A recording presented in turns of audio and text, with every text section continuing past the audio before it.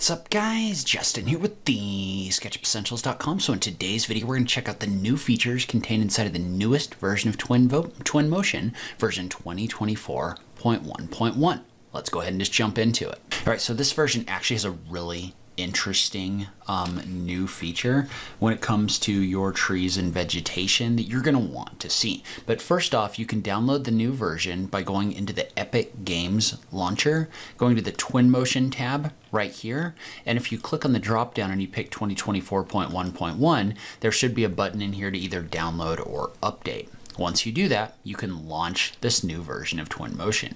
And so the biggest feature contained inside of this new version is the animation functions when it comes to foliage. And so what that means is that let's say that we bring a tree in. So we're going to pick this Indian sandalwood right here.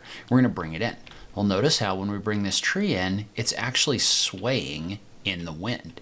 And so they've really improved the animation of trees inside of this new version. There's a mind-blowing piece of this which I'm going to show you in just a second, but first off, you can click inside of the Twinmotion library trees, and you can click down here and you can see there's options in here for both sway and wind. And so the sway option is what's making the tree move back and forth. And so you can see that this is moving back and forth inside of your scene, and that's going to happen with basically all the trees inside of this library, right? So, and we'll take a look at some of these new trees in a second, but notice how there's a significant amount of sway in here. Now, if you don't want those trees moving around like this, what we're going to do instead, is we're going to go through and we're going to select all of these trees, but if you scroll down, notice how in the details for the trees, there's an option for wind and sway. Well, if I uncheck sway, what's going to happen is those trees are going to kind of sit still, right? They're not going to move around from left to right, but the leaves are still going to move around. So you can see them moving inside of Twinmotion. Now you could toggle wind off, but you can't toggle the sway on with the wind off. But notice how if you toggle the wind off, those leaves aren't going to move around at all.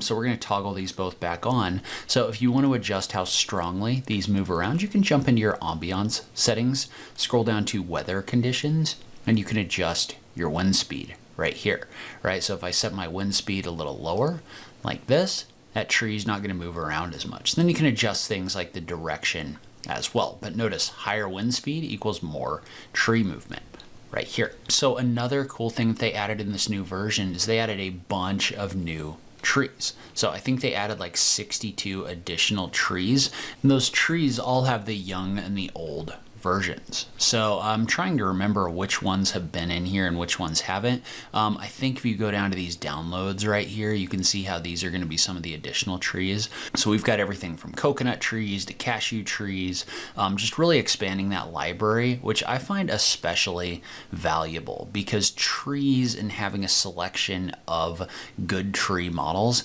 makes a huge difference in what you can do inside of Twinmotion. But you can see how you can click on that download button and drag these in. You want to make sure that you drag it in flat on a surface so that it comes in straight up and down.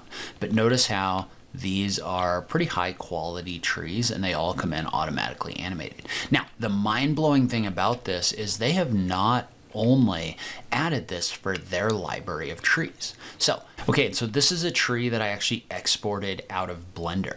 And you can see how if I zoom into it, the textures didn't actually get exported with it.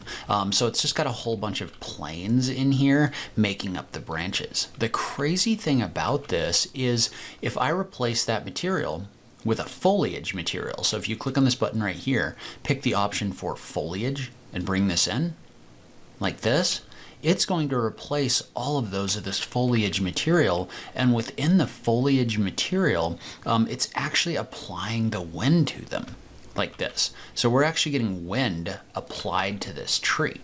Now, you can adjust that by selecting that material, right? So we're going to pick it, scroll down, and your options down here are for wind and sway like this. So notice how the leaves are actually swaying in here.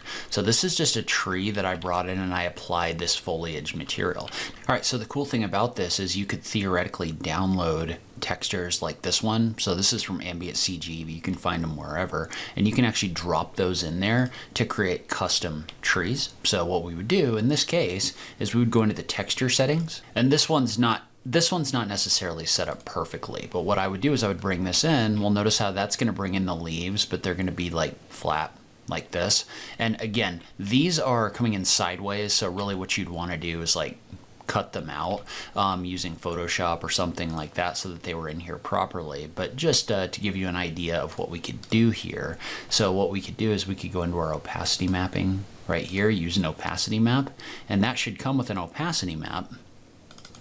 Then when you do that, notice how these are brought in here just like that. And even this, which isn't going in there properly, still looks pretty good if you zoom out. You could theoretically use this to create custom trees inside of Twinmotion. So that is super cool because this is a tree that was not in the Twinmotion library. All right, so another cool thing about this, and again, this is driven by the materials that you apply, but the fabric material now does wind as well. So say, for example, we were to download this brown modern curtain with sheer window screen from Mark Sawyer. This is one of the Sketchfab models. Bring this in, and I had to scale it down a little bit. But notice how right now nothing's really happening with this. However, if we add a fabric material, right, so I'm going to click in here and add a fabric material from my material section and apply it right here, then what we can do is we can scroll down. There's an option for wind. And so when we check the box for wind, anything that has this material applied to it is going to get that sway.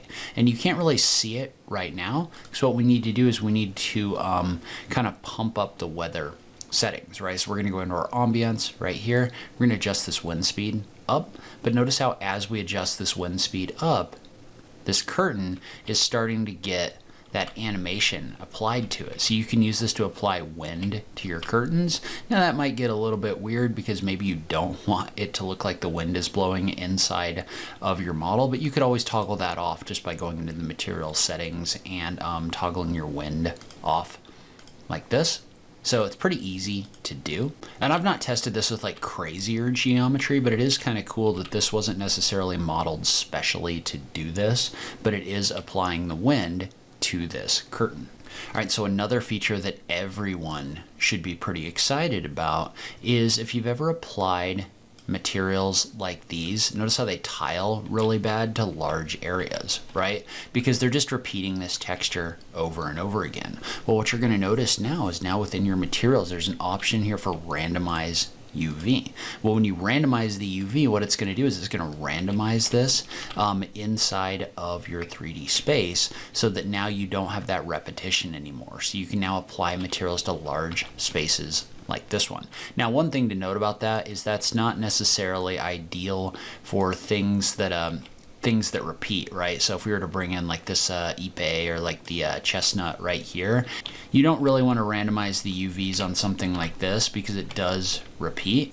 So if we zoom in right here, you can see how what it's doing is it's applying it's applying randomization in here, and so this no longer tiles. So this is definitely something for pieces that don't like repeat over and over again like these deck boards, but it is definitely something that you're going to want for larger areas like rocks and gravel and grass and things like that. So another feature that I think everyone is going to be happy to see is they've enhanced the sun to HDRI feature. What that means is that when you bring an HDRI in, it's now going to basically align the artificial sun intensity, color, and size from the HDRI. What that means is that the lighting in your scene is going to match your HDRI a lot better. So when we drag this HDRI image in like this, and go into our ambiance settings under environment, and you want to scroll down into HDRI environment in the details dropdown. But notice how there's a checkbox in here for match sun to HDRI. So if we don't check this, right, then the sun isn't necessarily going to match up very well with the HDRI image. Like, it's fine, but it's not really matched, right? But as soon as we match it to the HDRI, this lighting is going to line a lot better with the HDRI image itself. So notice how the lighting that you're getting in here really fits what we're seeing from the HDRI image and the lighting in here. So this is going to allow you to create much more realistic lighting in Twinmotion. And so there's also been an improvement to the sequences or the animation tool where snapping is now going to work. So the animation tracks and camera parts are going to snap together. In addition, there's also some shortcuts. You can hold Control and scroll your mouse wheel in order to zoom. Then you can also hold Shift in order to scroll left and right.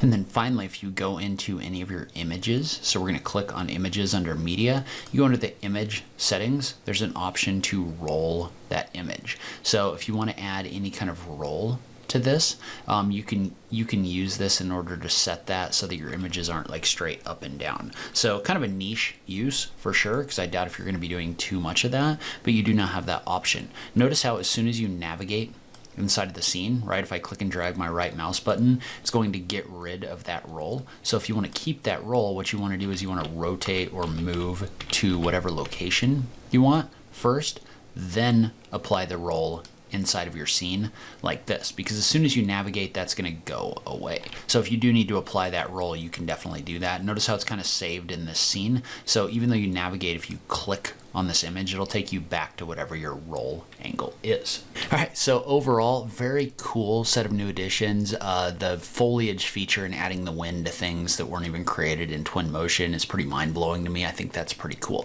But love to hear from you in the comments down below. What do you think about this version or Twinmotion in general? I just love having that conversation with you guys.